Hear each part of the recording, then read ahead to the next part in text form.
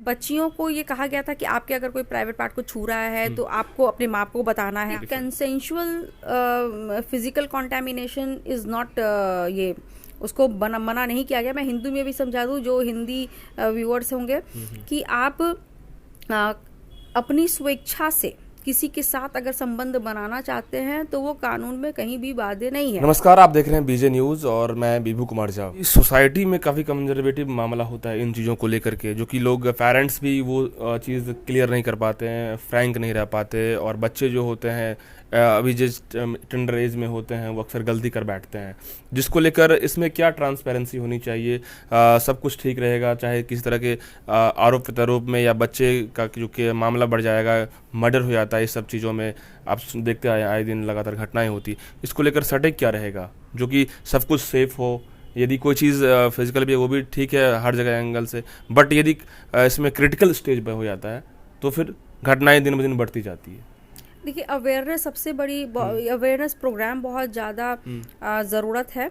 ये जो यहाँ पे अवेयरनेस के अलावा सब कुछ हो रहा है, यहाँ पे केस कर दे रहे हैं, मुकदमा कर दे रहे हैं, उससे क्या होगा? कुछ नहीं होगा। यहाँ पे अवेयरनेस प्रोग्राम एक चलानी है, जैसे कि मीडियाज है इसे मसाला बना के दिखाने लगती है, और न्यूज़ मतलब सब लोग अपना बेचने में लग जाते हैं छोटी छोटी प्रॉब्लम को। लेकिन अवेयरनेस प्रोग्राम चले, अगर उन यूथ को बताया जाए कि अगर आपको किसी के लिए अफेक्शन है। देखिए, मैं बहुत प्रैक्टिकल बातें कर रही हूँ कि जब आप यूथ वाली एडोलेसेंट एज में आते हैं तो आपको अनेक लोग पसंद आते हैं। तो कहते हैं ना कि वो फेज़ नहीं होता शादी का, और यहाँ पे इंडिया में होता है कि अगर आपको कोई पसंद आ रहा है तो या तो ज़बरदस्ती पकड़ के शादी करवाते हैं। तो ज़रूरी नहीं कि आपको 1 महीना 2 महीना उस इंसान के साथ ज़िंदगी भर रहने का मन करे, नहीं। तो ये अवेयरनेस उन लोगों को बताया जाए कि ओके, अगर ये आप तुम्हारे फ्रेंड हैं, तुम्हें ये अच्छी लग रही है आज के डेट में, या तुम्हें अच्छा लग रहा है इस डेट में, तो तुम घूमो फिरो, ठीक है अपना, लेकिन वो उस पे अवेयरनेस की भाई आपको वो भी कहाँ तक एग्जॉस्ट करना है। अगर आपको कोई अच्छा लग रहा है तो ये ना कि अब 18 ईयर्स 14 ईयर के एडोलेसेंट होने के बाद तो आप जानते हैं कि बायोलॉजिकली क्या क्या इम्प्लीकेशंस हो जाते हैं। आप रिलेशनशिप में आते हैं तो ऑब्वियस सी बात है कि उस जगह पे भी आपको अवेयर करना है कि आप इस हद तक आगे बढ़ेंगे तो आपके साथ ये होगा, आप इन सब चीज़ों में फंसोगे।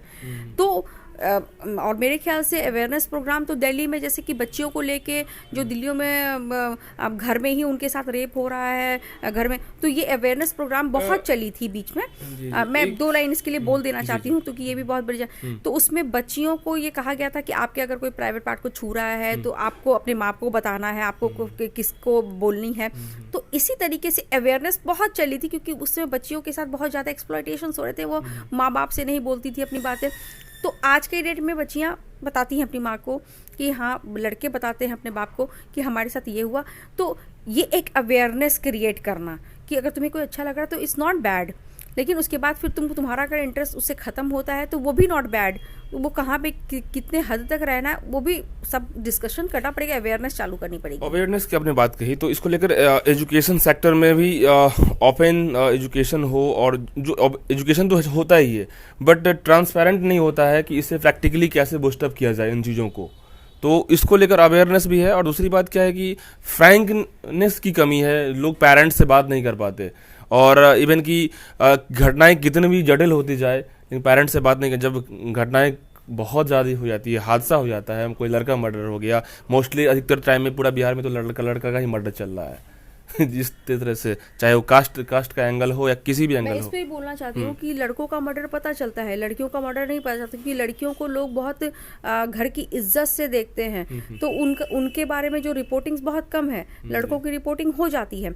लड़कियों की मैं बताती हूँ, लड़कियों की हत्या होनी चालू हुई पंजाब हरियाणा में, जब भ्रूण हत्या चालू हुई तो उससे बहुत लड़कियाँ कम होने लगी। फिर डेटास तैयार हुए, सर्वेज हुए, तो कहते हैं कि लड़कियों को इज्जत से लेते तो पता ही नहीं चलता, वो तुरंत कह देते कि मैं बहुत सारा मामला ऐसा जानती हूँ कि जहाँ पे लड़की भाग गई घर से, वो माँ बाप ने घर चेंज कर दिया, बोला ही नहीं कि उनकी 4 बेटी थी, उन्होंने वो डायरेक्ट वहाँ पे बोलते हैं कि मेरी 3 बेटियाँ थी।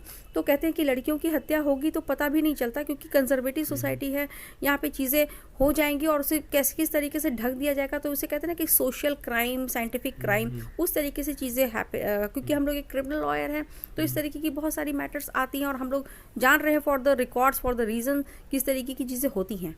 सवाल रहता है कि आखिर ये जो चीज़ें होती है, शादी से पहले लोग फिजिकल करते हैं, तो उसको लेकर ये होता है कि ये क्या लॉ और कानून की तरफ से क्या इसमें कहा जाता है कि गलत है या फिर सही है? ये थोड़ा इसको देखिए, consensual physical contamination is not, ये उसको मना नहीं किया गया। मैं हिंदू में भी समझा दूँ जो हिंदी व्यूअर्स होंगे कि आप अपनी स्वेच्छा से किसी के साथ अगर संबंध बनाना चाहते हैं तो वो कानून में कहीं भी बाध्य नहीं है।